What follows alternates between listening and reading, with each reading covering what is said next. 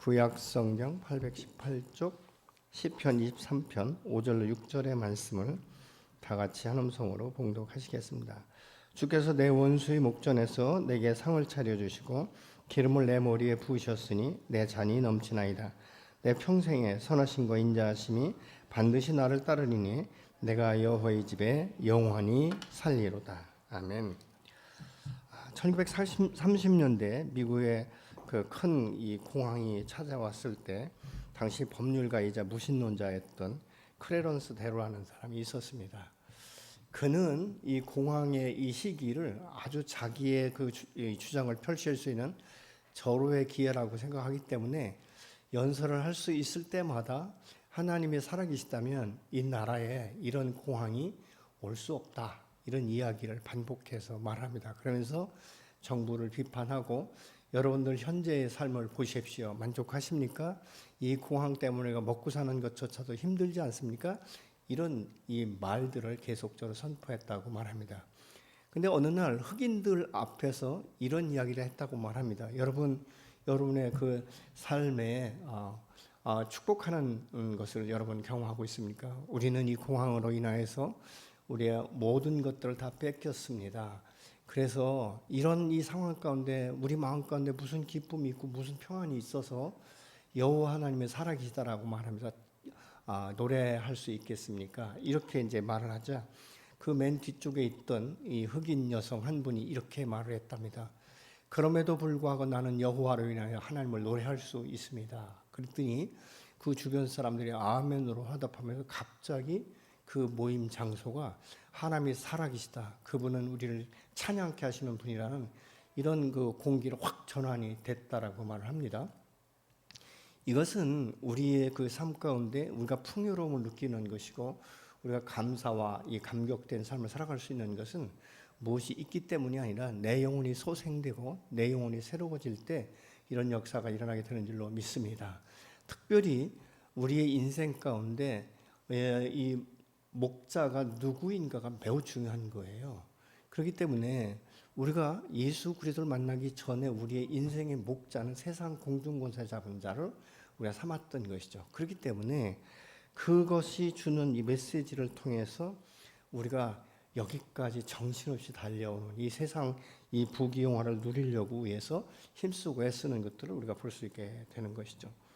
오늘 본문의 다윗은 원수의 목전에서 내 잔이 넘친다, 이렇게 고백을 하고 있어요. 그런데 이 다윗은 아주 부유한 가정에서 성장해서 아주 귀공자처럼 어떤 염려나 근심이나 두려움이나 부족함이 한 번도 없는 인생을 살아가는 것이 아니에요.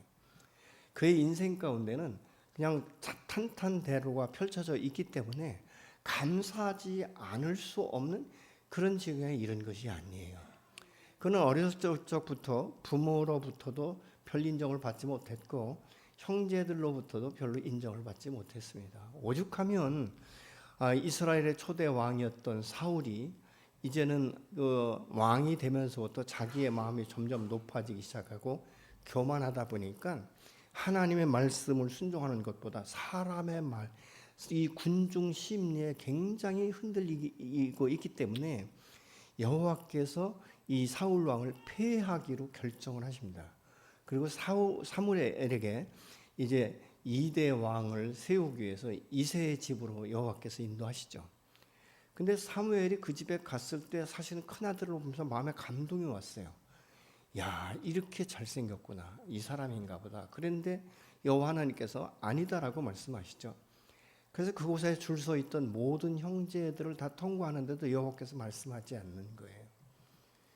그러면서 여호와 하나님께서 사무엘의 마음 가운데 어떤 감동을 주시냐면 내가 지목하고 선택한 자가 이곳에 없다는 것이죠. 그래서 그 아비 이새에게 묻지 않습니까? 당신의 아들이 다 이것뿐입니까? 그러니까 아니요, 하나가 있는데 지금 들에서 양을 치고 있습니다. 그래서 그를 불러오게 하지 않습니까? 그때 여호와께서 사무엘의 마음 가운데 감동을 주셔서 다윗에게 기름을 붓습니다.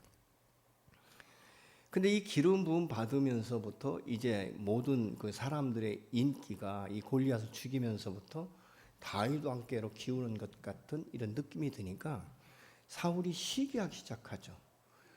저놈이 이제는 내 자리까지 뺏겼구나. 이런 이제 그 위기 상황이 오니까 할 수만 있으면 다윗을 죽이려고 갖은 수단 방법을 가리지 않는 것을 볼 수 있게 되는 것이죠. 근데 다윗이 오늘 이 본문에 여호와가 나의 목자시니 내게 부족함이 없다, 이 말은요, 다윗이 목동이었기 때문에 이 말을 할 수 있던 거예요. 자신이 목동이었을 때 아주 어렸을 적부터 이 자기가 치고 있던 이 양과 이런 이제 이 짐승들을 사자나 이제 이 곰이 뺏어가려고 할 때 그 곰을 붙들고 그 발톱에서 자기 양을 구출해낼 때 스스로 생각한 것이죠. 나같이 어린 이 몸이 내 힘으로 내 능력으로는 도저히 곰과 이것을 내가 이길 수 없지만 사신 여호와께서 내 편이 되셔서 이것들을 감당케 하신 분은 살아계시다. 그분은 나의 인생 가운데 나의 목자가 되신다는 것을 그는 양을 치면서부터 배우기 시작한 것이죠. 근데 이 양의 특성이 뭐냐면요, 눈도 어둡고요, 또 자기를 스스로 보호할 수 있는 어떤 무기도 없는 거예요. 이빨이 날카롭다든가 무슨 고슴도치처럼 가시가 돋는다든가 뭐 이런 것들이 전혀 없는 거예요. 그런데 또 은근히 뭐가 있냐면 고집이 얼마나 센지. 그러니까 이사야서 같은 데는 뭐라 합니까? 우리는 다 양 같아서 각기 그릇 행하여 자기 길로 갔거늘, 이렇게 말하고 있지 않습니까? 여러분, 우리가 예수 믿지 않는 사람들의 심령 가운데는 나름대로 독특한 고집이 있습니다. 아주 견고한 진처럼 져 있는 게 있어요. 그렇기 때문에 우리가 누구하고 대화를 할 때 소통이 안 되는 것은 너 때문이라고 말하고 있지만 사실은 나의 견고한 진이 있기 때문에 다른 사람과 소통이 안 되는 거예요. 왜요? 내 마음대로, 내 뜻대로, 내 생각대로, 내 계획대로 따라주지 않으니까 내가 잘못됐다고 생각하지 않고 상대방이 잘못됐다고 아예 편파적인 생각을 하게 되는 것을 우리가 볼 수 있게 되는 것이죠. 근데 이 다윗은 또 그러면서 이제 이 골리앗을 칠 때도 뭐라고 말합니까? 너는 만군의 사신 여호와의 이름으로 나는 나간다, 이런 이야기를 하는 것을 우리가 볼 수 있게 되는 것이죠. 그럼 다윗이 왕이 됐을 때는 굉장히 평탄했는가? 그렇지 않아요. 왕이 되다 보니까요, 이 다윗은 왕이 됐을 때 자기의 음욕을 감당하지 못해서 자기의 충신의 이 아내였던 밧세바를 범하고 그것이 이제 탄로날까 두려우니까 그 충신을 최전방에 보내서 죽게 하는 살인의 이런 일 저지르지 않습니까? 그런데 시편 32편에 보면 그 일로 인해서 얼마나 고민을 했는지, 그냥 그 자기의 이 몸에 이 진액이 마른 것 같고 뼈가 마른 것 같은 고통의 나날을 보냈다라고 말합니다. 얼마나 이 죄책감, 이것은요 사람의 마음을 참 고통스럽게 하는 거예요. 항상 두려운 거예요. 누가 나를 쫓아와서 나처럼 그렇게 살인을 저지르지 않을까? 이 비밀이 드러나지 않을까? 이런 그 두려움에 휩싸이기 때문에 밤잠을 설치게 되는 것이죠. 그러니까 결국은 무엇입니까? 밤잠을 설치고 이제 정신적으로나 이런 것들이 고통이 오니까 정말 그냥 앙상한 뼈만 남는 것처럼 말라가는 것들을 우리가 볼 수 있게 되는 것이죠. 뿐만 아니라 그 아들 압살롬이 반역을 하지 않습니까? 이런 왕의 아들이 반역을 한다는 것은요, 참 가정에 수치스럽기도 하지만 정말 이건 쪽팔리는 인생이 아니겠습니까? 자식을 어떻게 키웠으면 반란을 일으킬 수 있을까? 그래서 이 다윗이 압살롬아 내 아들 압살롬아 이러면서 어떻게 고백하는지 아십니까? 차라리 내가 죽었으면 좋겠다. 여러분, 우리 인생 가운데 막 삶이 꼬이는 것과 고통과 이 역경이 계속적으로 반복되면 우리의 마음 가운데 나도 모르게 탄식하는 소리가 무엇인지 아십니까, 여러분? 죽었으면 좋겠다, 차라리. 내일 아침에 내가 눈을 뜨지 않았으면 좋겠다. 이런 생각들을 많이 한다는 거예요. 어떻습니까, 여러분? 나는 내 평생에 지금까지 한 번도 이런 생각해보지 않았다. 왜 죽냐? 내가 떳떳하게 살아야지. 늘 그러면서 소망 가운데 여러분 사셨습니까? 사람이 고난과 역경이 오면요, 또 어떤 때는 사업에 실패하고 이러다 보면 좌절과 절망 가운데 빠지게 돼요. 그러면 대부분의 사람들이 더 이상 이 고통을 감당할 수 없기 때문에 차라리 죽었으면 좋겠다, 이런 생각들을 하게 되는 것들을 우리가 볼 수 있게 되는 것이죠.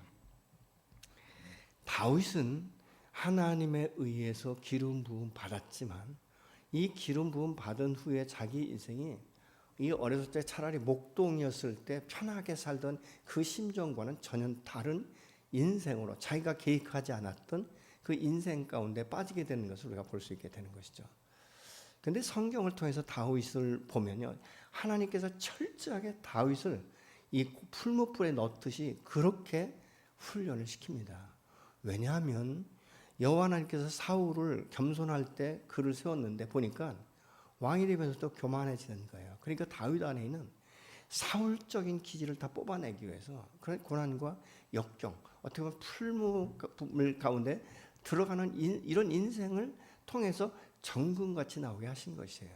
그렇기 때문에 이 다윗은 지금 내 잔이 넘친다, 이것은요 스스로 어떤 일들이 잘 돼서 잘 풀려서 성공했기 때문에 그런 것이 아니라 그 고난과 역경 가운데 나를 홀로 버려두지 아니하시고 내가 죄악 가운데 있을 때도 여호와는 나와 함께 그 자리에 계셨고 내 손 잡아주시고 내가 엎드러지고 쓰러질 때 아주 엎드러지지 않도록 의의 오른팔로 나를 붙잡아 주시고 인도하셨다는 사실을 삶의 현장 가운데 경험했던 사람이에요. 그렇기 때문에 다윗의 고백은 무엇입니까? 내가 이렇게 믿음이 좋았다, 내가 잘났다, 여호와를 신뢰했다, 이것이 아니에요. 그분이 나의 목자가 되심으로 인하여서 내 인생이 여기까지 왔다라고 지금 고백하고 있는 거예요. 내가 사망의 음침한 골짜기로 들어간다는 것은 죽음보다도 더 두려운 것이에요. 그럼에도 불구하고 여전히 신실하신 하나님은 나를 불쌍히 여기시고 긍휼히 여겨 주셔서 한 번도 애면하지 아니하시고 나를 기다려 주시고 다시 일으켜 주시고 그 길 가게 하셨다는 사실을 삶의 현장 가운데 경험하게 된 것입니다. 그렇기 때문에 이 시편 23편은 다윗의 인생 고백이다, 이렇게 우리가 말할 수 있게 되는 것이죠. 인생의 혹독한 이 시련과 고난을 겪은 한 사람의 고백이기 때문에 우리 마음 가운데 더 깊이 와서 닿는 것입니다. 그는 자신이 겪는 이 고난 속에서도 오직 여호와 하나님만을 바라보면서 소망 가운데 인내할 때 여호와의 선하심과 인자하심을 맛보 알았고 그분이 목자가 되어 주시고 인도하심을 따라갈 때 얼마나 안전한가를 그가 경험했던 것입니다. 이것은 육체적인 풍요로움이 아니라 영혼의 풍요로움을 다윗이 느꼈던 것이죠. 왜냐하면 다윗은 영적인 사람이기 때문에 그렇습니다. 여러분, 이 육적인 것을 쫓는 사람은 육신의 소욕을 따라가야 되기 때문에 너무너무 힘든 거예요. 탐욕과 탐심을요 채울 길이 없습니다. 세상에 어떤 정치, 명예, 어떤 물질, 어떤 일이 있어도요 자기의 이 탐욕과 탐심은요 아무리 채우려고 해도 채울 수가 없는 것은 밑빠진 전대와 같기 때문에 그런 거예요. 터진 웅덩이에 아무리 물을 쏟아 부어도 그 물이 고일 수가 없다는 것을 우리가 볼 수 있게 되는 것이죠. 그렇기 때문에 이 다윗은 자기가 목자일 때 양을 어떻게 살폈는지 생각해 보는 것이에요. 자기의 생명을 걸고 양들을 보호하지 않았습니까? 그런데 예수께서도 우리에게 이렇게 말씀하시잖아요.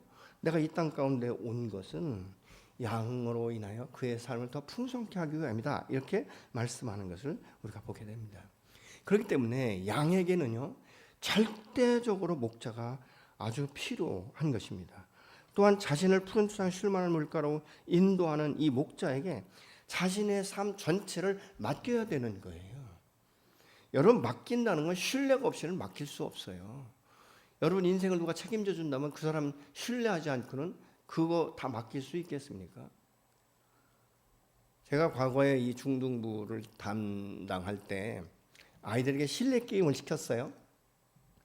뒤에 이제 그 자기 형제들이 쫙, 형제 자매들이 쫙 아주 줄 서 있어서 뒤로 넘어지기만 하면 되는 거예요. 근데 내가 뒤에서 나를 받치고 있다는 이것을 신뢰하는 아이들은요 바로 넘어지는 거예요. 근데 이게 신뢰가 되지 않는 애들은요 넘어지지도 않고 자꾸 뒤만 쳐다보는 거예요. 왜요? 그게 신뢰가 되지 않으니까 의심스러운 거예요. 내가 넘어질 때 정말 이 아이들이 받아줄 수 있을까? 받는 척하다가 손을 놓지는 않을까? 이런 두려움을 가지고 있으니까 그 생각 때문에 넘어지지 못하는 아이들이 몇 명 있는 것을 제가 보면서 야, 이 불신이라는 것이 이렇게 힘든 것이구나라는 것을 생각해 보았습니다. 결국 우리는 예수 그리스도가 나의 목자가 되지 않으면 우리는 이 세상, 제약이 관영한 세상에 살면서 내 잔이 넘치는 것을 경험하지 못하는 거예요. 그러니까 전도서 기자처럼 우리 인생의 나그네길에서 자꾸 헛된, 허황된 욕심과 탐심을 채우기 위해서 헛되며 헛된 것을 위해 자기 인생을 허비하는 것을 우리가 볼 수 있습니다. 여러분, 이 요한복음 4장에 보면 사마리아 여인은 야곱의 우물에서 물을 기르면서 굉장히 자긍심을 가졌던 사람이에요.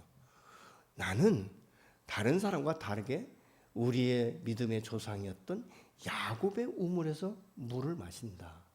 근데 예수께서 뭐라고 말씀합니까? 내가 야곱의 우물이라고 말하고 있지만 이 물의 근원은 그 근원에서부터 흘러나오는 것이 아니기 때문에 아무리 마셔도 목마르지 않느냐. 내가 주는 물을 먹으면 영원히 목마르지 않는다라고 말하고 있지 않습니까? 여러분, 그때 그 여인이 고백이 무엇입니까? 그러면 그 물을 나에게 주어서 내가 영원토록 목마르지 않는 삶을 살게 해 주십시오라고 말합니다. 근데 요한복음에 보면 뭐라고 말합니까? 이 목마르지 않는 물은 샘의 근원에서부터 흘러나오는 생수라고 말을 하고 있습니다. 여러분, 우리 생수를 마실 때 시원한 거예요. 마치 여름 가뭄 타작마당의 얼음 냉수처럼 우리의 마음을 시원케 하는 이런 역사가 일어나는데, 이것은 생명수를 마실 때만 일어나는 역사인 줄로 믿으시기 바랍니다. 근데 이 세상 사람들은요, 그냥 물이 채워져 있는, 그냥 탱크에 담겨 있는 이 물을 마시면서 만족을 찾으려고 하니까 안 되는 거예요. 여러분, 물통에 담겨진 물은 생수가 될 수 없는 거예요. 그렇기 때문에 우리가 이런 부분을 우리가 볼 수 있지 않습니까? 이런 삶은 무엇입니까? 이 삶의 근원에서부터 오는 생수를 마시지 못하기 때문에 세상에 고인 물을 마시면서 자신의 잔을 채우려고 하기 때문에 잔을 채울 수 없고 만족함이 없는 거예요. 그러니까 내 삶이 곤고한 이 삶을 우리가 살아가는 것이죠. 만족이 없는, 늘 불안한 마음 때문에 참 평안을 누리게 할 수 없는 것을 우리가 볼 수 있습니다. 여러분, 세상의 물질도 남부럽지 않게 살아보려고 아무리 힘쓰고 노력을 해도 만족이 없는 것은 무엇입니까? 생명 없는 것에 자신의 이 삶을 올인하기 때문에 그런 것 아니겠습니까? 아무리 많은 재산을 모아도 만족이 없는 것은 영혼이 궁핍하기 때문에 그런 것이에요. 사람이 지갑에 많은 돈을 가지고 있고 좋은 차를 탄다고 해서 반드시 만족한다라고 말할 수 없는 것 아니겠습니까? 어떤 사람들은 쾌락 위주로 쾌락을 찾아 나서는 사람이 있지만, 여러분, 이 쾌락도 다 지나가는 것들이에요. 어떻게 보면 바람을 잡으려는 것 같다는 것이죠. 여러분, 우리가 때로는 어떤 때 요즘엔 그런 것이 그런 프로그램이 좀 없지만 옛날에는 우차사를 보면서 사람들이 그렇게 배꼽을 잡고 웃었어요. 근데 여러분, 그렇게 웃는다고 해서 내일 또 모레도 항상 내가 웃음꽃 피는 이런 삶을 살 수 있느냐? 그렇지 않다는 거예요. 여러분은 어떻습니까? 오늘날 여러분의 삶에 만족을 가지고 있습니까?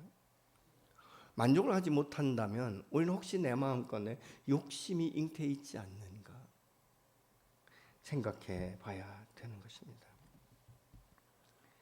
사람 안에 욕심은 그 증가 속도가 얼마나 빠른지 감당할 수 없는 거예요. 채워도 다오 부족하다는 것을 우리가 말하고 있는 것이죠. 근데 어떤 분은 그렇게 말합니다. 정욕도 배가 된다. 그래서 마음을 자꾸 이 정욕이 차고 그 마음에 끌려 양심마저 화인 맞아서 가책조차 느끼지 못하고 살아간다는 것입니다. 그러니까 하나님께서 내가 지금까지 베푸신 은혜조차도 기억하지 못한다는 것이죠. 여러분, 하나님이 여러분에게 주신 은혜를 한번 세어보셨습니까? 내가 고통스러웠을 때, 내가 답답할 때, 내 삶이 풀어지지 않을 때, 내가 인생이 나고자라고 생각할 그때에 여호와께서 내게 베푸신 은혜가 무엇인지를 여러분 세어보셨습니까? 제가 작년 연말부터 우리가 감사 노트를 좀 써보자 이렇게 이야기를 해서 처음에 감사 노트가 많이 나갔습니다. 근데 지난달인가요? 2차 감사 노트를 구입하십시오 그랬더니 10손가락도 안 되더라고요. 무엇입니까? 어느 순간부터 감사를 놓친 것 아니겠습니까? 어떤 분 그렇게 말할 거예요. 목사님 꼭 써야 되나요? 마음으로 감사하면 되지요. 예. 근데 마음으로 감사하는 것 기억하시는 분 계십니까? 감사 노트를 쓰다 보면요, 내가 돌려볼 수 있는 거예요. 아, 이때 정말 내가 힘든 시간이었지만 그럼에도 불구하고 내가 이런 부분에 감사할 수 있었구나. 그 감사를 되새길 수 있는 거예요.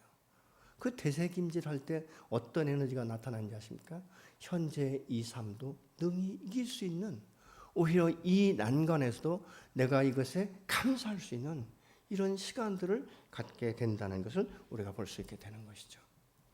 제가 암이라는 것을 발견하고 가장 힘들었던 시간들이 그것에 대한 결과를 보는 날이었어요. 근데 이 결과를 보러 갔는데 그날따라 사람들이 왜 그렇게 많은지 한 2시간여를 기다리는데요, 내 마음 가운데 왔다 갔다 하는 거예요. 어디까지 봐야 되는가. 왜냐하면 처음에 제가 검사할 때 혹시 뼈에 전이 됐는지 모르겠다. 그 신장에 이것이 전이 되었는지도 모르겠다. 그래서 신장 CT를 찍고 이제 동위원소를 놓고 뼈 검사를 다 했거든요. 그러니까 어디까지일까? 그래서 제가 많은 생각을 하는 거예요. 뭐 평소에도 기도했지만 그 시간만큼은 정말 그런 고민의 시간이 없었어요. 만약 뼈에 전이 됐다는 결과가 나오면 나는 어떻게 대처할 것인가? 이것이 이제 내가 신장에 전이 됐다면 어떻게 할 것인가? 이런 생각을 하게 되는 것이죠. 그러면서 어떤 분들은 상담해서 3분 안에 나오는 분이 있는가 하면 어떤 분들은 막 10분 이상을 붙들고 있는 거예요. 야, 저 사람은 어떤 결론을 얻었을까? 이런 이제 생각을 하게 되는 것이죠. 그러면서 하나님 앞에 기도했습니다. 하나님, 어떤 결과가 온다 할지라도 제가 실망하지 않도록 그 결과를 내가 수용할 수 있도록, 그리고 여호와 앞에 어떻게 내가 서야 될까를 결정할 수 있는 마음과 믿음을 달라고 제가 기도를 했습니다. 그리고 나서 이제 2시간여 기다리면서 그 교수를 만났는데 이런 이야기를 하는 거예요. 환자한테는 좋은 소식인데 사실 보험에는 별로 그렇게 유익하지 않은 D등급이 나왔습니다. 이렇게 얘기를 하는 거예요. 근데 뭐 D등급이 뭔지 제가 모르지 않습니까? 근데 이것은 연기라는 것입니다.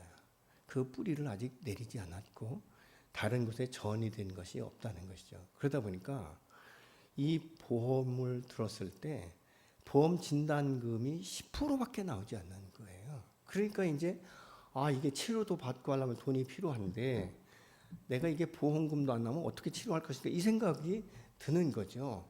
그러니까 사실은 제 마음 가운데 너무너무 기쁜 것이죠. 그렇지 않습니까? 전이 됐으면 어디까지 됐을까, 이걸 고민하던 저에게 연기고 전이가 전혀 없다. 그래서 혹시라도 또 이 재발할지 모르니까 항암을 해야 된다는 이 말을 들을 때 정말 하나님 앞에 감사했어요. 근데 사실 그때 기도할 때 하나님께서 기다리며 기도할 때 하나님께서 저에게 말씀을 주셨거든요. 근데 그 말씀이 제게 큰 소망이 된 거예요. 저는 지금도 그 말씀 붙들고 기도하고 있습니다. 현재의 상태에서 만족을 누리지 못하는 사람은요, 현재보다 2~3배를 더 하나님께서 채워주신다고 해도 감사할 수 없어요. 만족을 느낄 수 없는 거예요. 왜요? 그 상황이 되면 또 부족한 것을 먼저 찾기 때문에 그런 것입니다. 그래서 옛말에 종이 말 타면 종 부리고 싶다는 말이 있지 않습니까? 가난할 때 단칸방에 살 때는 전셋집이라도 전셋집에 살 때는 아주 작은 평수에 아파트 한 채만 얻어도 나는 만족하겠다라고 말하고 고백하고 그렇게 하나님 앞에 기도했는데도 불구하고 막상 내가 집을 마련하고 나면 얼마 정도 살다 보면 비좁은 것을 느끼게 되는 것이고 또 불평하고 또 다른 것들을 요구하는 이런 삶이 연속되는 것 아니겠습니까? 그래서 우리는 신앙생활하면서 나의 영혼이 소생되고 내가 영적으로 풍요로움을 먼저 느껴야 되는 줄로 믿으시기 바랍니다. 그러면 아주 작은 것에서도 감사할 수 있는 거예요. 아, 주님 감사합니다. 이 상황에 내게 은혜를 주셔서 감사합니다. 어저께 제가 선교사 파송을 이제 받기 위해서 지금 목사 시치를 받는 전사를 만났어요. 그래서 제가 선교의 그 어떻게 선교할 것인가, 그 선교의 비전과 그 계획서를 내고 예산을 어떻게 확보할 것인가, 그것을 내가 계획해 와라, 그렇게 이야기를 했더니 아주 포부가 당당하게 아주 여유 있게 그걸 작성해 왔더라고요. 그래서 제가 이야기했어요. 형제님, 당신이 알고 있는 교회에서 매월 100만 원씩 후원할 수 있는 두 교회가 어딥니까? 그랬더니 아직 없대요. 근데 기록한 거예요. 너 참 믿음 좋다. 10만 원씩 할 수 있는 교회가 30개 교회를 잡더라고요. 그래서 제가 얘기했어요. 30명 이상의 너를 후원할 수 있는 목회자를 알고 있느냐? 없대요. 그러면서 제가 이야기를 했어요. 사역은 개척을 하든지 선교를 하든지 사명을 가지고 하는 것이다. 물질을 가지고 하는 것이 아니다. 물론 우리는 믿음이 있고 미 열정이 있을 때는 하나님께서 이스라엘 백성들을 광야에서 40년간 만나와 메추라기로 통해서 먹여주셨는데 내가 사명에 불타서 가면 채워주지 않겠는가라는 생각 누구든지 할 수 있다. 그러나 그것이 현실적으로 생각해 보면 너무 어려운 것이다. 지금은 너가 얼마를 받고 사냐 이렇게 물어봤어요.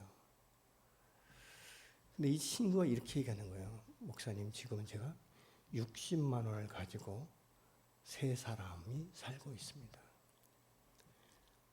어린 딸 아이를 볼 때 마음이 아프지만 그래도 우리 하나님께서는 필요할 때마다 조금씩 공급하시기 때문에 지금까지 결혼해서 살고 있습니다. 이런 고백을 하는 거예요.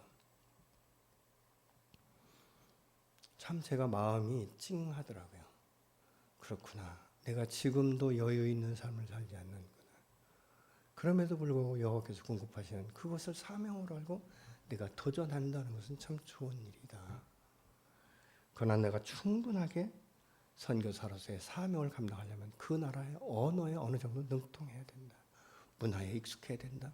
이런 훈련을 받기 위해서 내가 한국에서 그곳에 떠나기 전까지는 최선을 다해서 확보를 하고 내가 일을 해서라도 어느 정도는 채워야 된다는 말을 하면서 참 마음이 눅눅하지 않았습니다. 그러면서 그 마음의 중심에는 요동함이 없었어요. 목사님, 저는 그래도 선교사입니다.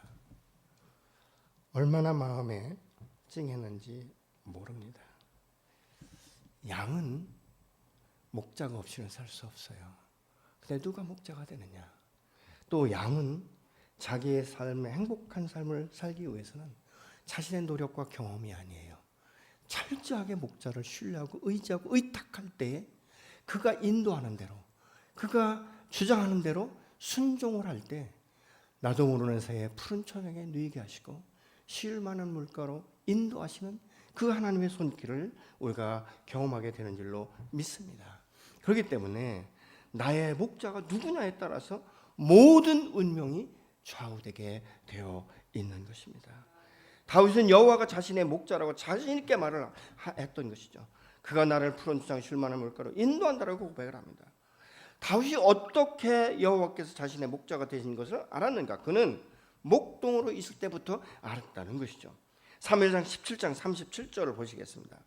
또 다윗이 이르되 여호와께서 나를 사자의 발톱과 곰의 발톱에서 건져내셨은즉 나를 이 블레셋 사람의 손에서 건져내시리다. 사울이 다윗에게 이르기를 가라, 여호와께서 너와 함께 계시기를 원하노라, 이렇게 말을 합니다. 다윗은 이 믿음을 가지고 골리앗 앞에 나갈 때 만군의 여호와 그의 이름으로 내가 모욕하는 이스라엘 군대의 하나님의 이름으로 내게 나가노라 하면서 나아가서 물맷돌 하나로 승리케 되는 역사를 우리가 경험한 것을 성경을 통해서 알 수 있게 된 것이죠. 어떻게 다윗이 이런 믿음을 가질 수 있는가? 하나님의 그 새로운 관계에서부터 시작됐다는 것이죠. 여러분, 우리의 옛사람은 이 세상 권세를 쫓아갈 수밖에 없는 거예요. 그렇지 않으면 우리는 항상 뒤처지기 때문에 그런 것 아니겠습니까? 그러나 참 목자이신 그 주님이 우리의 목자가 되기 위해서 여호와 하나님께서 우리를 얼마나 사랑하셨는지 당신의 독생자 예수 그리스도를 이 땅 가운데 보내시고 우리의 죄값을 대신 지불하기 위해 죄도 없는 그분이 십자가에 매달려 죽으시지 않습니까? 그 피값으로 저와 여러분이 구원받게 된 줄로 믿습니다. 이것은 무엇입니까? 새로운 관계예요. 이전 것은 지나갔으니 보라 새 것이 되었다. 옛사람은 나는 예수와 함께 십자가 이미 못 박혀 죽었나니 그런즉 내가 사는 것은 나를 사랑하사 나로 위하여 자기 몸을 버리신 예수 그리스도 그분이 나의 주인이 되셔서 내 삶과 내 인생을 이끌어 가신다는 사실을 인정하기 시작하는 것이죠. 자기의 권리를 주장할 수 없는 것입니다. 그 주님과 함께 동행하면서 성령으로 충만할 때 우리는 이 세상 환경에 요동치지 않습니다. 오히려 환경을 다스릴 수 있는 힘과 능력과 소망이 그 안에서 일어나게 되는 줄로 믿습니다. 여러분의 현재의 목자는 누구십니까? 이론적인 목자가 아니라 여러분의 인생의 참 목자, 여러분의 삶을 완전히 맡길 수 있는 온전히 의탁한 그 목자가 누구입니까? 로마서 8장 32절을 보시면 자기 아들을 아끼지 아니하시고 우리 모든 사람을 위하여 내어 주시니가 어찌 그 아들과 함께 모든 것을 우리에게 주시지 않겠느냐라고 반문하고 있습니다. 하나님은 내가 구하는 것보다 항상 넘치도록 채워주시는 하나님이신 줄로 믿으시기 바랍니다. 이 경험을 우리의 삶 가운데 아주 작은 것에부터 경험되기 시작해야 되는 거예요. 내 것을 포기할 때 하나님이 그 자리에 앉으셔서 내 것을 내가 요구하는 것보다 더 넘치도록 채우시는 그 시간들을 갖게 하시는 그분을 우리의 삶 가운데 경험해야 될 줄로 믿습니다. 자기 아들을 값없이 내어주신 그분이 목자가 되면 나의 모든 필요를 채우시고 때를 따라 돕는 은혜를 통해서 나를 보호하시고 또 인도하시기 때문에 양은 외롭지 않습니다. 두려워하지 않습니다. 모든 사람이 절망 가운데 있다 할지라도 나는 오히려 이때가 소망의 때라고 이때가 나에게 비전을 사는 때라고 말할 수 있는 것이 바로 믿음의 사람인 것이죠. 하나님은 우리에게 그냥 이상 나그네 길 왔다 그냥 정처 없이 흘러가는 그런 인생이 아니에요. 우리의 인생이 기러기와 같은 인생이 아니다 그 말입니다. 현재의 삶 가운데 더 풍성한 삶을 살게 하신다라고 말하고 있지 않습니까? 요한복음 10장 10절 같이 보시겠습니다. 도둑이 오는 것은 도둑질하고 죽이고 멸망시키는 것뿐이요 내가 온 것은 양으로 생명을 얻게 하고 더 풍성히 얻게 하려는 것이다. 도둑과 예수님 우리에게 다가오는 자체가 다릅니다. 내가 예수를 만나기 전까지는 우리는 도둑의 농간에 놀아난 거예요. 내 영혼이 도적질 맞은 거예요. 내 안에 욕심과 탐심과 정욕으로 불타오르게 한 이 모든 것들이 하나님을 대적하게 만든 결론을 유출해낼 수 있지 않겠습니까? 그래서 나는 여호와를 섬기기보다는 세상 것을 섬기고 여호와 안에서 안정감을 누리고 만족을 누리고 행복을 누리고 기쁨을 누리기보다는 세상 것에 연연해서 밤낮 없이 신경 쓰고 몸이 망가지는 줄 모르고 힘써 일을 했습니다. 최선을 다했다는 것이죠. 그래서 하나님 앞에 고백할 때 하나님 나 너무 힘들어요. 나 죽을 것 같아요. 쓰러질 것 같아요. 라고 말하지만 새날이 되면 다시 일어나서 그 일에 우리가 목매달아 살고 있지는 않았습니까? 자식을 위해서라면 자기의 정말 몸이 망가지는 줄 모르고 그렇게 불철주에 노력했건만 자식들은 자기의 요구에 만족하지 못할 때는 가차없이 부모를 아주 우습게 생각하는 이런 결론을 가져올 때 부모들의 마음은 절망으로 무너지는 것 아니겠습니까? 하물무리 의인간도 그런데 여호와 하나님께서 당신의 독생자 예수를 아낌없이 내어주셨는데도 불구하고 자기의 양이며 자기의 목자라고 말을 하면서도 그 목자의 음성을 듣지 아니하고 자기 소견에 옳은 대로 지금도 행하고 있다면 우리가 그 안에서 무슨 만족을 누릴 수 있고 무슨 기쁨을 누리며 무슨 안정감을 누릴 수가 있겠습니까? 그러나 그분이 나의 목자가 되심을 내가 신뢰하고 그분 앞에 모든 것을 맡길 때 그 신실하신 하나님께서 이제 우리의 삶의 방향을 바꾸셨습니다. 고난이 오면 피할 길을 여시고 내게 피할 바위를 두셔서 그 바위 뒤에 숨기시고 날마다 전인격적인 도우심과 채워주시기 때문에 내 영혼이 소성되면서 의의 길로 인도하시는 그 주님의 인도하심 따라 새로운 꿈과 비전을 사게 된 줄로 믿습니다. 내 잔이 넘치는 것은 생수의 근원 되시는 주님으로부터 공급받고 복의 근원으로부터 오는 부를 누릴 수 있기 때문인 줄로 믿습니다. 내 잔이 넘칠 때 우리는 때로는 야베스의 기도처럼 나의 삶의 지경을 넓혀달라고 기도할 필요가 있습니다. 그 채우시는 은혜를 나만을 위해서 사용하는 것이 아니라 내 주변 사람들에게 함께 나누고 공유하고 적시면서 살아갈 때 나의 풍성함을 통해서 내 주변 사람들도 더 풍성함을 누리는, 그래서 하나님이 어떤 분인가를 이 옆에서 맛보아하는 이런 삶을 통해서 복음이 자연스럽게 전달되는 역사가 일어나게 되는 줄로 믿으시기 바랍니다.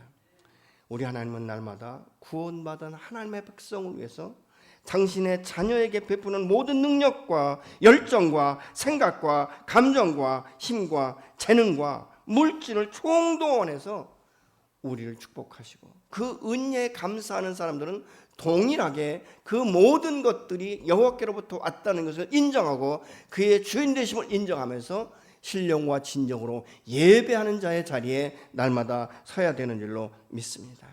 내 잔이 넘치게 될 때 그 잔을 우리가 자꾸 넓히는 것은 나의 욕심을 채우는 것이 아니라 여호와의 그 나라와 그 의를 이 땅 가운데 증거하기 위해서 자랑스럽게 하나님의 살아계심을 우리가 증거하는 것이죠.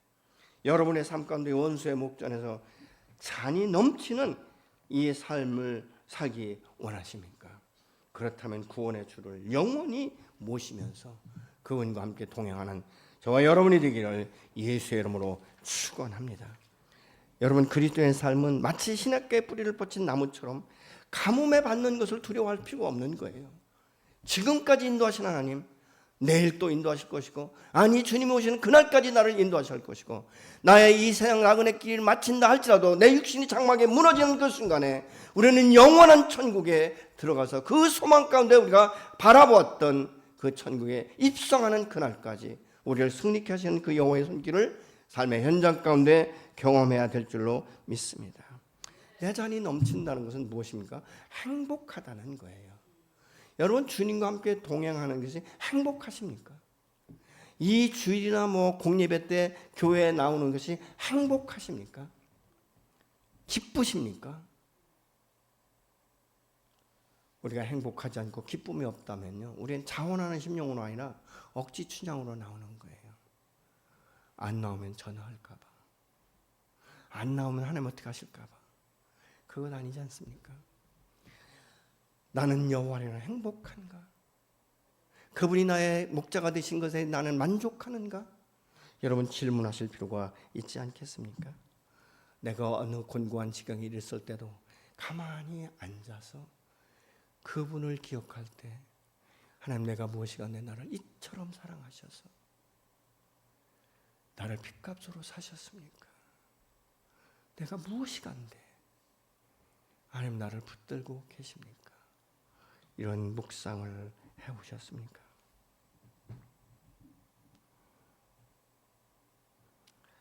여러분, 여호와가 나의 목자가 되심을 자랑스럽게 생각하고 기쁨으로 그 공정에 들어가면서 인생의 어떤 폭풍과 고난 중에도 함께 하시면서 격려하시고 안아주시고 세워주시는 그 하나님은 오늘도 살아계시며 저와 여러분의 목자가 되셔서 신실하게 변함없이 승리할 수 있도록 우리를 손잡아 일으켜 주시는 줄로 믿으시기 바랍니다.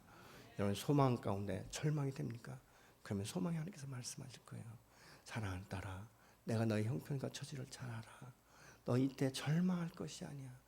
나를 다시 바라보라. 내 얼굴을 똑바로 바라보라. 내가 너를 눈여겨보고 있고 너를 반드시 내가 세울 것이다. 너는 나의 딸이며 나의 존귀한 딸이다. 반드시 승리할 거라고 여호와께서 말씀하실 것입니다. 그리고 오히려 그 고난과 역경이 지나가면, 폭풍우가 지나가면 바닷물이 새로워지듯이 우리의 삶도 더욱 새롭고 더 정결케 되는 줄로 믿으시기 바랍니다. 내가 주 안에, 주님이 내 안에 계심에도 불구하고 여전히 불안하고 두렵고 염려가 되고 늘 부족하다는 생각이 끊임없이 든다면 내가 지금 주님을 온전히 신뢰하지 못하기 때문에 나의 삶의 주권을 맡기지 못한 결론이라는 것을 우리가 생각해야 될 것입니다. 주님은 오늘 또 나를 사랑하셔서 그 품에 안아주시면서 나의 환난과 고통과 질병 가운데서도 나를 놓지 않으십니다. 그리고 우리를 품에 안으시면서 내가 너를 새롭게 세울 거야. 내가 너와 함께 할 거야. 너의 승리를 통해서 내가 살아있다는 것을 열방 가운데 드러나게 하실 것이라고 주님은 말씀하십니다. 왜 그렇습니까? 당신의 하나밖에 없는 아들의 생명과 맞바꾼 하나님의 자녀이기 때문에 그분은 우리를 결코 놓지 않으시고 결코 멸망과 사망의 길로 가게 하지 않으십니다. 그분은 오늘도 살아계십니다. 저와 여러분의 목자가 되셔서 내가 너의 목자가 된 것이 자랑스럽다라고 말씀하시는 그 주님이 바로 저와 여러분의 아빠가 되십니다. 아멘. 그래서 그분 한 분만으로도 내가 만족하고 주님, 나는 당신 한 분만으로도 행복합니다라는 이 고백이 있어지기를 예수의 이름으로 축복합니다. 나는 내 인생을 모릅니다. 잠시 후의 인생도 모릅니다. 그 나를 이 땅 가운데 보내신 그 하나님은 나의 인생 전체를 지금 계획하고 계신 것이죠. 그 계획된 그 길을 하루하루 한 걸음 한 걸음씩 나아가게 하셔서 잘 살았다. 참 내가 너는 자랑스럽다라고 말씀하시는 그 주의 얼굴을 함께 보는 그날까지 우리는 그냥 담겨진 물에 만족하려고 하지 말고 생수의 근원에서부터 흘러나오는 생수강이 넘쳐나는 성령이 충만하고 믿음이 충만하고 하나님의 은혜가 충만한 삶 속에 감사가 넘치는 저 여러분이 되시길 예수로 축복합니다.